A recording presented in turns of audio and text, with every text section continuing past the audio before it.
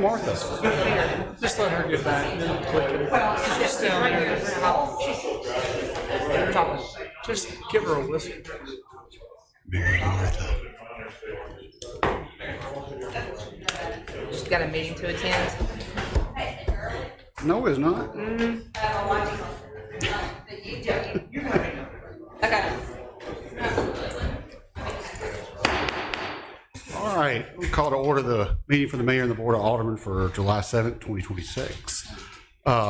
We have several items, 3 additional items on the agenda that we would like to put on, which is 3B7, request permission for 3 employees from the Oxford Police Department to attend the MASRO conference on July 12th through the 17th, 2026 in Biloxi, Mississippi at the estimated cost of $1,355.20. 3B8 will be request permission for 1 Oxford Utility WWTP employee to attend the MDEQ laboratory workshop training on July 12th through the 14th, 2026 in Pearl, Mississippi at an estimated cost of $800. On the regular meeting, we'll add 6B, request a final plat amendment for case number 3287, plat amendment for Creekwood subdivision, lot 13, requested by Andy Calicut for property located at 1013 Harlan Drive, being further identified as PPIN 18837. With those additions, do I have a motion to adopt the agenda? So moved. Second. All in favor? Aye. Thank you. Quick mayor's report. The mayor is not here because she is at the bar convention. So I am serving as mayor for this meeting. She did not leave a report, but I will report that she's had a busy 2 weeks, this last 2 weeks. First, had hosted legislatures at the Neshoba County Fair. Several employees from the city of Oxford joined down there. We held a luncheon for our lieutenant governor and for our Speaker of the House, Jason White. Well attended. It's a fun time, but it is something that we do to stay in the good graces of our legislators. So I thought it was a very good 2 lunches and a very good event. Several aldermen and the mayor went down to MML, where our mayor successfully campaigned for the vice president of MML, and she was elected that, so we were really proud of her. We'll have a special gift for her next meeting for that, so it would be a lot of fun. 4th of July weekend was a success. Wonderful fireworks. The weather held off, and we were just proud of our parade and proud of everything that was going on, and for the weather cooperated with us. So with that, we'll move on to the regular agenda, or the agenda. 2A is request to approve the minutes of the regular Board of Aldermen meeting on June 16th, 2026. So moved. Second. All in favor? Aye. Any opposed? Thank you. Request permission to approve accounts for all city departments. Les, is that you? Just the normal accounts on the docket. Okay. So moved. Second. All in favor? Aye. Any opposed? Thank you. Request approval of emergency fund purchases that were made in response to Winter Storm Fern, which occurred on January 23rd through the 26th, 2026. We still are having a handful of invoices to come through. I think we had a couple this time. This is hopefully dwindling down, and we'll be able to remove this soon. Perfect. So moved. Second. All in favor? Aye. All right. Thank you. May 2026 budget report. Sure. You all received a full budget performance report packet. Just a couple of highlights. General fund revenues have reached approximately 75% of the annual budget, and the city is approximately 67% through the year as of the end of May. So we are obviously ahead of where we anticipated at that appropriate time for the budget from a revenue perspective. General fund revenues as of the end of May was a little over 38 million, and our total budget for the year was 51. Sales tax collections through the end of May was almost $11 million. Our operating expenses are well within budget expectations for this time of year, and we anticipate that trend to continue. If you have any questions. No questions from the board? Thank you. I do want to give a quick update on Winter Storm Fern and where we are from a reimbursement perspective. As of today, we've submitted a little over $10.5 million in reimbursement requests to FEMA. We've still got about 5 that will be submitted through the process. We've received back a little over $7.5 million to date, either directly from FEMA or through the emergency loan program with the state. So it's kind of where we are from Winter Storm Fern. So we are progressing. We are seeing the reimbursements, which has been extremely helpful. Perfect. All right, request approval to sign the Delta software agreement renewals for the fiscal year beginning October 1, 2026 and ending September 30th, 2027. Yes, this is our annual contract for our tax software. It runs about $1,350 a month. So moved. Second. All in favor? Any opposed? Thank you. All right, ask the board to consider the consent agenda. Motion to consider the consent agenda with the additions. Second. All in favor? Any opposed? All right, is Ed in? There you are. All right, presentation of the annual report for the Municipal Reserve and Trust Fund by Watkins, Ward, and Stafford. Ed? Yes, thank you. My name is Ed Maxwell. I'm a CPA here in Oxford, Mississippi, and my firm has had the responsibility of preparing the Municipal Reserve and Trust Fund report for the specific trust fund related to the city's sale of the hospital permit back in 2013. So this annual report shows that this past year, the trust fund, the net change in the fund balance was $3,203,000, which represents the increase in earnings and net the expenses. That brought the total investment fund balance to $43,260,000.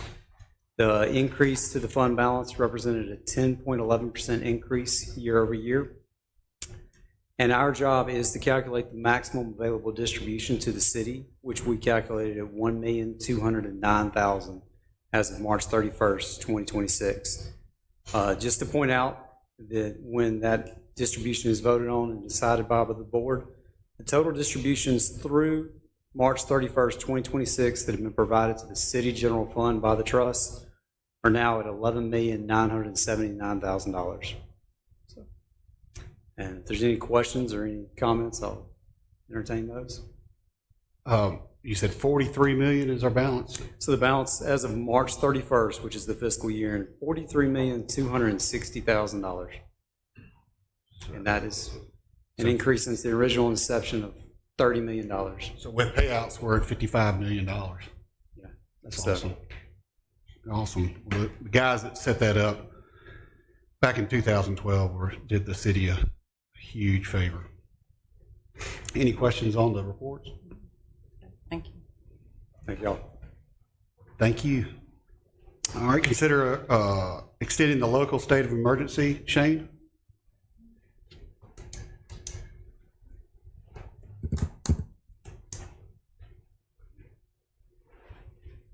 Yes, sir, this is something we've been doing month after month, just continue to extend it while we're submitting those reimbursements to FEMA and MEMA. Okay. Have a motion? Second. All in favor? Any opposed? Thank you. All right, Chief, request permission to sign a service agreement with Iris Intel, Inc. Yes, sir. So this is a platform we'll use in our Fusion Center, and it'll be funded by our grant that we've already requested. So moved. Second. All in favor? All right, request permission to approve a parade assembly permit for Ashley Gallery to host the Oxford Witches Ride on October 26, 2026 from 6:15 p.m. to 6:45 p.m. Yes, sir. No issues on our end. So moved.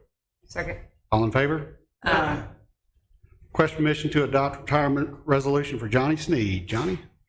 So while Johnny's coming, I'll say this before I read his proclamation. We both started our careers at Batesville PD, but Johnny was gone when I got there, but I kept hearing about this larger-than-life individual. And then we started our Oxford career almost on the heels of each other. And if you can when you work with someone over time, you really pick up the nuance. You pick up their skill set. You know, it's easy to say, hey, a cop's a cookie cutter cop, whatever. But when you spend time with a guy like Johnny, you realize there's so much more there. Like when you watch him on the square, when you watched him in the schools, completely genuine human being, cares about people, has compassion. He operates in a different way. And some of that drove folks crazy. I know King's back there.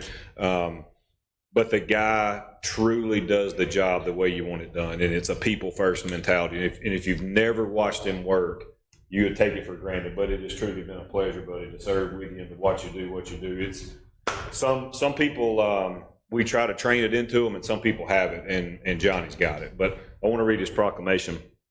And it says, whereas Officer Johnny Sneed has faithfully and honorably served the citizens of Mississippi and the Oxford Police Department with exceptional commitment, valor, and unwavering dedication. And whereas his career began in 1998 with the Batesville Police Department and joined the Oxford Police Department in 2005. With more than 26 years of service, Johnny is known for his professionalism, dedication, and compassion. His career embodies words that we hold dear, like teammate, consistent, honorable, and friend. And whereas Officer Sneed has served in a wide range of assignments and leadership roles, including patrol, our Hawk unit, school resource, public housing, and he was a member of the Oxford Peace Officers Board.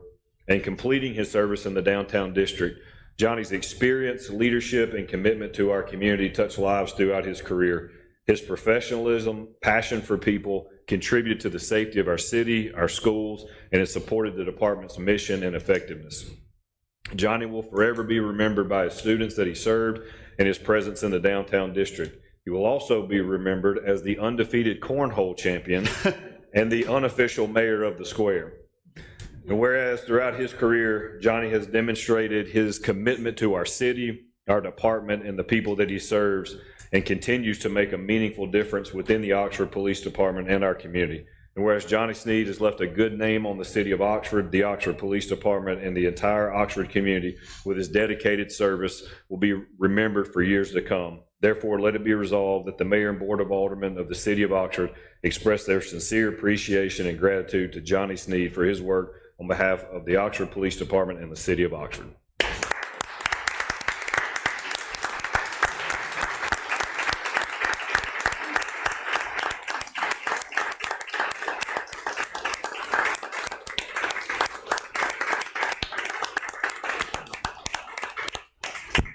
So, whew, I didn't get that much applause at my wedding. Sorry, baby. I didn't know what was going on inside of me whenever I got here, and I guess hearing Chief and for some whatever reason it all came back to me. I had a speech ready and it just simply said thanks, but he wouldn't let me do that. So here we go. I sat down last night, kind of went over it a little bit, and I ran it by Mr. Shepherd over there about 10 o'clock, and he approved it. So if it's bad, then it's on him. But no, in all seriousness, I look back and I was like, man, you know, I've done everything I wanted to do. I can honestly say that. And the city of Oxford has definitely provided every opportunity for me to do that. Some people know, some people don't know. My wife and I lost a child in 2000. I was a police officer in Batesville. And I was hurt, spent about 3 months in the burn unit in the med. I was done with law enforcement. And a man by the name of Chuck Jenkins and my wife, I think, conspired. I had never got them to tell the truth, but I think they conspired in some way, form, or fashion. Here I am again. And my wife told me something, and it just kept resonating with me last night, that she went to the academy with me every single Sunday. Our kids went to the academy with me every single Sunday. And that's the truth. And I can honestly say that I've done this career more for her and my family than I ever have me. I wanted the same people that I worked for, which is the citizens of this city, to be as safe as my family was. And so, having said that, all right, here we go. Good evening, everyone. First, I'd like to thank you all for being here. I'm truly honored and very humbled to receive this retirement proclamation. Standing here tonight is a little surreal, and it really is. And after 26 years in law enforcement, including 22 years with the city of Oxford, it's hard to believe this chapter is coming to a close. And although, if I'm being honest, my alarm clock is probably a lot happier about this than I am. When I started this career in 1998, I was a lot younger. I had a lot more hair, and my knees didn't sound like dadgum bubble wrap every time I got up and down out of a patrol car. But people ask me, will I miss it? Yep, most definitely. I'll miss the camaraderie. I'll miss the friendships and the privilege of serving this incredible community. I will not. No, that's a lie. I'm not going to miss the paperwork. I started to say I'd almost missed the paperwork, but I'm not. I'd like to sincerely thank the mayor who's not here, and it's kind of a good thing because I'd bust out crying if she was here because I had her children in the schools. But I'd like to sincerely thank the mayor and the board of aldermen, each and every one of you. The chief, the assistant chief, all the admin, and everyone involved for this proclamation. This recognition means more to me than I can express, and I will always be grateful for the incredible honor. To everyone I've had the privilege of serving alongside, all the officers in here, the fire departments, the dispatchers especially, they're the ones that got me home at night. Any first responder and every city employee, no matter what, because we've been through some things in this town, for sure. But every one of them that we shared the long shifts with and the difficult calls and the countless cups of coffee, and enough stories that better not ever be reported or recited in public ever again as long as I'm alive. One thing I've learned is that police work guarantees you'll never have a boring day. Some days we've chased criminals, some days we've chased cows in my career. Some days I've wondered how someone managed to drive a vehicle into a place that defies all laws of physics and never could understand it. But to my family, thank you for your patience, your love, and your sacrifice. You lived this career right alongside me. You gave up holidays, birthdays, and weekends. And it did not go unfelt or unnoticed by myself. But you also gave up many late nights so I could come answer whatever call was being done or needed. And this recognition belongs to just as much you, if not more, than it does to me. The citizens of Oxford, God, man, that's a whole new realm of thank you. The citizens of Oxford, thank you for allowing me to serve you for the past 22 years. It's been my privilege to consider each and every one of you family and a boss. It's been one of the greatest honors of my life to wear this Oxford Police Department badge and to serve this wonderful community. So please people keep asking what retirement's gonna be like. Well, I traded one kind of hard work for another.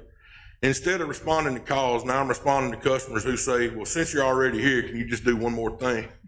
Turns out construction has just as much paperwork and just as many opinions too. As I close this chapter, I leave with a heart full of gratitude. I'm thankful for every lesson, every challenge, every friendship, and every opportunity to serve. Looking back over these 26 years in law enforcement, I would not trade one single thing for anything. One moment for any reason or anything. To everyone who helped shape my career, thank you. Thank you for your trust, your friendship, your encouragement, and for making these years some of the most meaningful of my life. And I'd like to thank you again for this incredible honor, for allowing me to spend the last 22 years serving this great, wonderful city. Even though I'm a Mississippi State fan, I wouldn't imagine and couldn't dream of working anywhere other than Oxford, Mississippi. One last thing, it's just because I'm retired doesn't mean I've stopped noticing when people speed up and down the roads. The only difference now is it ain't my paperwork, and I don't care. But I would like to thank each and every one of you from the bottom of my heart, and I speak for my wife and my son.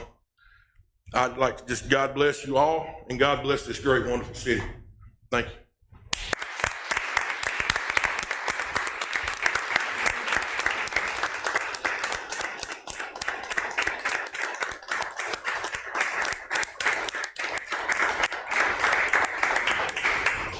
Johnny, thank you for the 22 years that you've given us. Ms. Sneed, thank you for sharing him with us.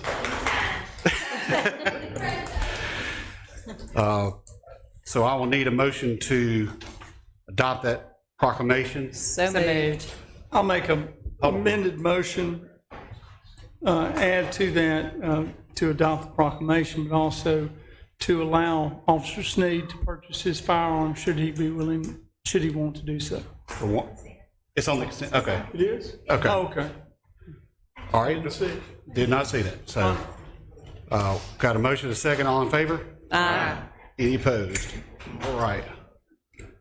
All right, 6A is appeal of the Planning Commission's denial of case number 3354, requested by Bill, I can't see that, Abington. and for a variance from section 5.8.4.10, Conservation Overlay District, for property located at 805 University Avenue, being further identified as PPIN 6026. Kate? Thank you. This appeal was requested by the applicant, Bill Abington, after his request for a variance from the bedroom count limitations in section 5.8.3.10 of the code was denied in a 5-1 vote at the May meeting of the Planning Commission. The existing lot is a result of a subdivision approved by the Mayor and Board of Aldermen in March of 2025. The around 0.46 acre lot sits between the single-family home at 803 University Avenue and the existing condos at 412 South 9th Street. So that's right at the corner of University and South 9th. And the design of the proposed new home was approved at the April meeting of the Historic Preservation Commission. The neighborhood conservation overlay standards, which are one of the standards that govern this property, note that in neighborhood residential districts like the subject property, that dwelling units should be no larger than 3 bedrooms, and the proposed house would have 6 bedrooms. The applicant requests the variance, stating that they need the space due to the size of their family with 5 grown children, and that the plan would allow for a bedroom for the Abingtons and 1 for each child. According to the Land Development Code, Section 9.4, a variance may be granted if the applicant demonstrates that special conditions and circumstances exist which are peculiar to the land, structure, or building involved and which are not applicable to other land structures or buildings in the same district, that the special conditions and circumstances do not result from the actions of the applicant, that literal interpretation of the ordinance would deprive the applicant of the rights enjoyed by properties in the same district, or that the granting of the variance will not confer any special privilege on the applicant. The applicant contends they did not understand the code requirements at the time of purchase. Additionally, there's a deed restriction on the property, which requires at least a 3,500 square foot home be built on the lot, which the applicant believes implies that a larger than 3-bedroom house would be built there. And this deed was not placed by the city, it's a deed placed by the seller of the lot. The applicant's appeal letter contends that little consideration was given by the Planning Commission to the applicant's key points. And so the Mayor and Board of Aldermen must consider if those points, the existing zoning ordinance, the existing deed restriction, and the size of family are sufficient to overturn the commission's denial. So the applicant and their team are here. I'm sure you'll want to hear from them, and I'm happy to answer any questions about the report. Yep. Who's going to speak for them? Julie?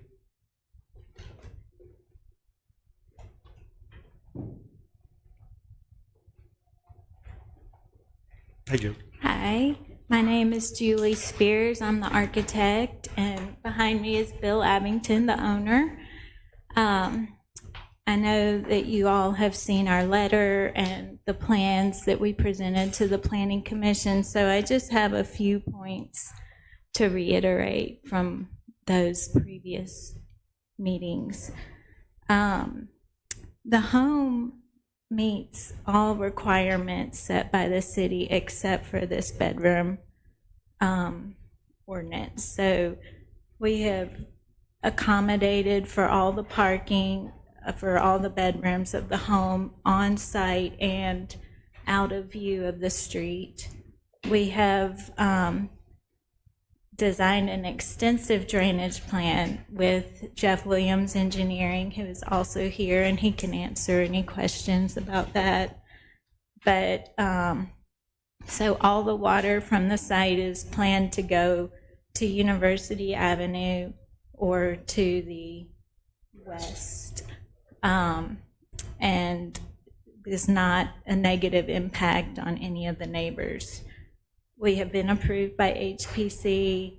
We are under our lot coverage, and we've just met with many city officials and have engaged a team of professionals to meet all the requirements. And the reason for the 6 bedrooms is the size of the family. So There are 5 children in the family. They gather regularly throughout the year and need space to gather.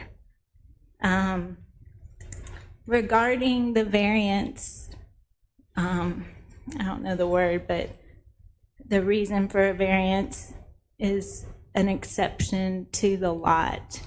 We believe this lot is exceptional within the district. It's on the border of the zone, so it is adjacent to 2 other zones. I submitted a map that kind of shows, do y'all? Okay. So because it's on the corner, it is near other houses in other zoning districts that do not apply to this rule of 3 bedrooms. So the surrounding homes and the street, University Avenue being a major artery, the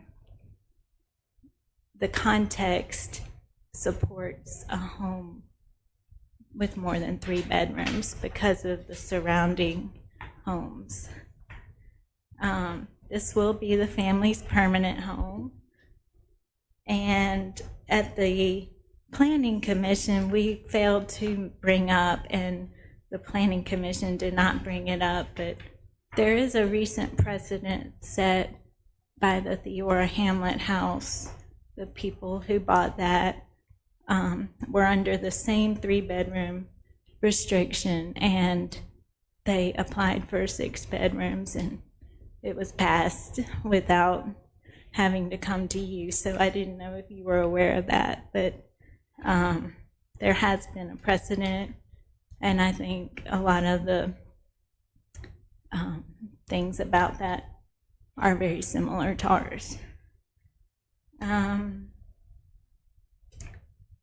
So if you have any questions, myself or Mr. Abington or Jeff Williams are happy to answer any of them. Ben, Kate, so under this, I could build, it fits all the zoning. I could build the same footprint and just have 2 bedrooms in it, correct? What's the square footage of this home? Let me add it up. I forgot to total it. I wrote them down. While she's adding, Jeff, detention or retention?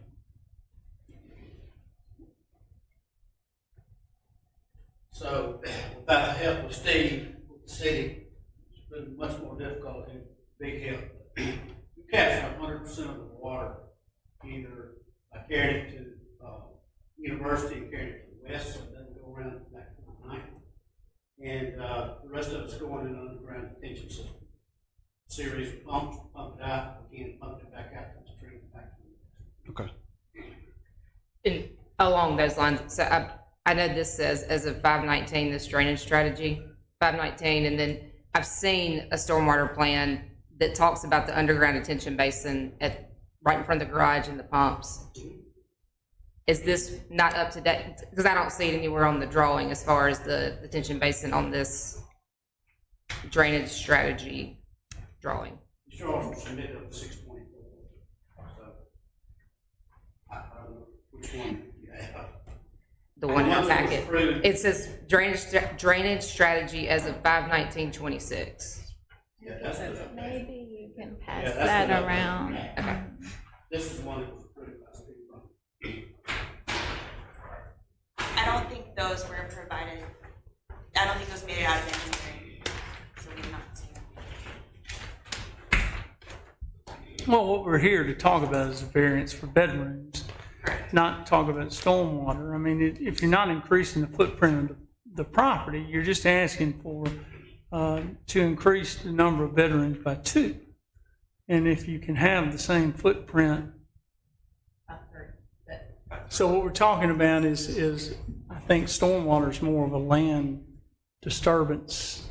You know, if you want to build it, sure, but we're just asking, he's just asking permission or variance to add 2 bedrooms, which 2 bedrooms aren't going to add anything to the stormwater because the footprint's the same, correct?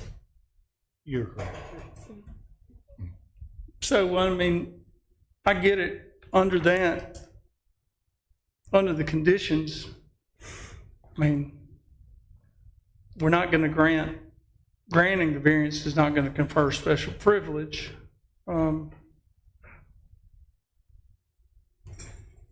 Prevents him from enjoying his land as he sees fit. So, I move to approve the variance. Second. All right, motion and second. All in favor? Aye. Any opposed?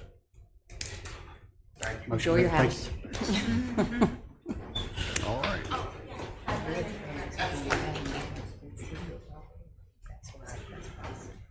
All right, the addition was request a final plat amendment for case 3287, plat amendment for Creekwood subdivision, lot 13, requested by Andy Calicut, for property located at 1013 Harlan Drive, being further identified as PPIN 18837.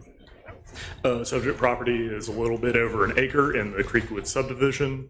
The applicant proposes to split the existing lot into two smaller lots to be 13A and 13B. Lot 13B will have the regional stormwater detention for Bella Vita development, which has a site plan amendment currently under review with staff. The proposed lots meet the minimum lot size and lot width requirements for the underlying suburban residential zoning. Included the Mississippi subdivision law regarding plat amendments, and the applicant has identified 4 parties that they believe to be directly interested and have provided their signatures of approval. At the November Planning Commission meeting, the Planning Commission recommended approval with 3 conditions in the staff report, and staff recommends approval with the 2 conditions that are in your memo. All right, any questions? Stormwater's going to stay the same? Everything's good? Yep. Motion to approve. Second. All in favor? Aye. Any opposed? Thank you. All right, request permission to reject the bids for out training room project. Mark? So we only received 1 bid for this project, which is kind of unusual. It's $355,890, which is well over the budget. So we're asking for permission to reject this bid. Have a motion? So moved. Second. All in favor? Aye. All right, request permission to re-advertise for the out training room project. Have a motion? So moved. Second. All in favor? Aye. All right. Request permission to advertise for bids for temporary ice skating rink for Holly Jolly Holiday. So moved. Second. All in favor? Thank you, Mark. Thanks, Mark. All right, John, you're up. Request permission to accept a drainage easement from Mr. Bradley Inlow, 100 Peyton Circle. Yeah, so this is a property adjacent to South Lamar Boulevard. Back when the bike lane project was done some years ago, 2011, 2012, the city added a pipe through his yard to an existing ditch over on Peyton Circle. That pipe was undersized. As such, his yard floods, there's debris that comes off South Lamar. So what we're asking, for whatever reason, an easement was not obtained at the time. So we're asking to obtain this easement from him and go in there and fix that problem. So moved. Second. All in favor? All right. Consider a request for MFM Development LLC to reduce subdivision bond number 2297973 for Colonnade Crossing Phase 3. Yeah, this is simply to reduce the subdivision bond to cover the final lift of asphalt and what remains of the sidewalks. All right. Have a motion? Second. All in favor? Aye. All right. Request permission to enter into a water service agreement with the East Oxford Water Association. John? Think Buddy East Parkway, Highway 6, the woods down below Lafayette Elementary School in the county building. There, the city has no water on that side of the highway. East Oxford has water all the way down. So the property owner has requested that we allow East Oxford to serve that property until such time the city has water services over there. So the agreement that you have before you is an agreement, since it's inside the city limits, technically it's our certificated area, but the agreement allows East Oxford to serve that property and that property only until such time we have services over there, and then those facilities would become ours. Okay. Any questions? So moved. Second. All in favor? Any opposed? Thank you. Request permission to enter into a transfer of water service certificate area agreement with East Oxford Water Association. So this is directly the opposite. There's a property on Fudgetown Road that is within the certificated area of East Oxford Water, but they have services to this property. So the owner of that property wants to extend City of Oxford Water up Fudgetown Road to this property. But in order for us to be able to serve that property, the Public Service Commission has to approve this agreement. East Oxford has said they don't have a problem with it. So this is just your authority to allow the mayor to sign that agreement to go to the Public Service Commission. So moved. All in favor? All right. So on those two swaps, what are the amount of household service? Well, residential, none. So it's all commercial.